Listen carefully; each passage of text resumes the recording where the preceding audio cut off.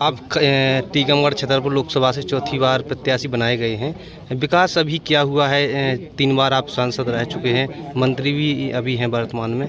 क्या कहेंगे और आगे के विकास के लिए क्या आपने कार्यशैली बनाई? भारतीय जनता पार्टी की डबल इंजन की सरकारें आने के बाद मध्य प्रदेश सहित देश में जो विकास हुए हैं, टीकमगढ़ संसदीय क्षेत्र में भी जो विकास के काम हुए हैं 2014 के पहले, उसमें से तो बहुत सारे काम सपना हुआ करते थे। झांसी से खजुराहो राष्ट्रीय 4 लेन एक्सप्रेस हाईवे जो राष्ट्रीय राजमार्ग था, जर्जर हालत में था। यूपीए की सरकार के समय से उसके लिए प्रयास किए, उसको स्वीकृत होने के बाद भी उसको रोक दिया गया था।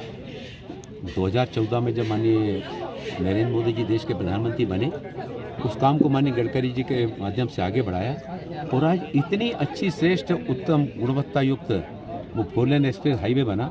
इसके साथ ही साथ ओरछा से टीकमगढ़ होते हुए रायगढ़ और जबलपुर राष्ट्रीय राजमार्ग NH 539 ये हमारे क्षेत्र में बनने जा रहा है।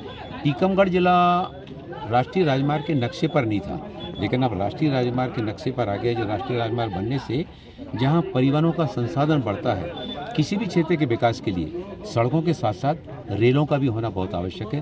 तो रेल मार्ग यहाँ था ही नहीं। रेल यहाँ पर जब रेल पट्टियाँ नहीं डली थी तो यहाँ पर रेल नहीं चल सकती थी। यहाँ पर रेल आने के बाद बहुत सारी रेल की सुविधाओं का लाभ मिला। केन बेतवा नदी को जोड़े जाने के लिए श्रद्धेय अटल बिहारी वाजपेयी जी के समय योजना बनाई गई थी, उसको यूपीए की सरकार के द्वारा रोक दिया गया था। माननीय प्रधानमंत्री मोदी जी के बनने के बाद इस योजना के लिए 44,500 करोड़ रुपया स्वीकृत किए गए और आने वाले समय में शीघ्र ही जब ये केन बेतवा नदी का काम पूरा होगा और पूरा होने के बाद किसान के खेतों में नहरों से और पाइपलाइन से पानी पहुंचेगा, तो हमारे क्षेत्र का किसान पंजाब और हरियाणा के किसान से कहीं ज़्यादा सशक्तिकरण के साथ में फसल की पैदावार करके बुंदेलखंड का नाम गौरवान्वित करेगा।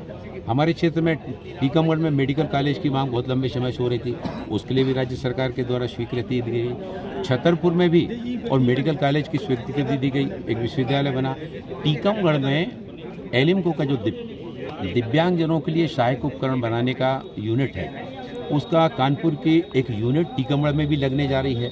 इसके साथ ही साथ दिव्यांगजनों के लिए छतरपुर में एक CRC जो सारे राज्यों में एक होता है, अभी देश के सभी राज्यों में CRC नहीं हुआ, जो दिव्यांगजनों के उनके फिजियोथेरेपी के लिए, उनके सहायक उपकरणों के लिए और साथ ही साथ कृत्रिम अंगों के निर्माण के लिए, कृत्रिम हाथ, कृत्रिम पैर लगाए जाने के लिए, उसके लिए काम करता है। और वहाँ पर दिव्यांगजनों से संबंधित कोर्स के लिए डिग्री और डिप्लोमा के कोर्स भी वहाँ पर आने वाले समय में प्रारंभ किए जाएंगे।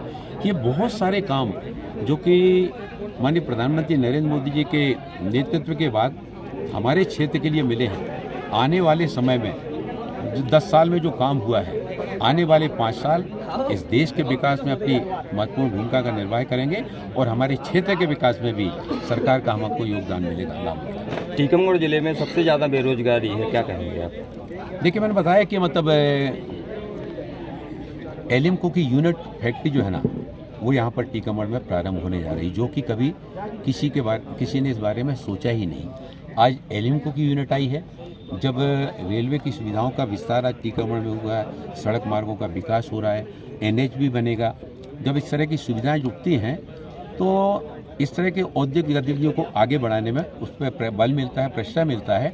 और शासन की योजना भी है PPP के माध्यम से इस तरह के औद्योगिक क्षेत्रों को आगे बढ़ाने में। और माननीय प्रधानमंत्री जी ने जो स्टार्टअप की बात की है, मैं अपने क्षेत्र के नौजवानों को बराबर इस बात के लिए प्रेरित करता हूं कि आप अपना स्टार्टअप प्रारंभ कीजिए, उसमें शासन की विभिन्न योजनाओं को लाभ दिलाने में मैं आपके साथ में रहूँगा।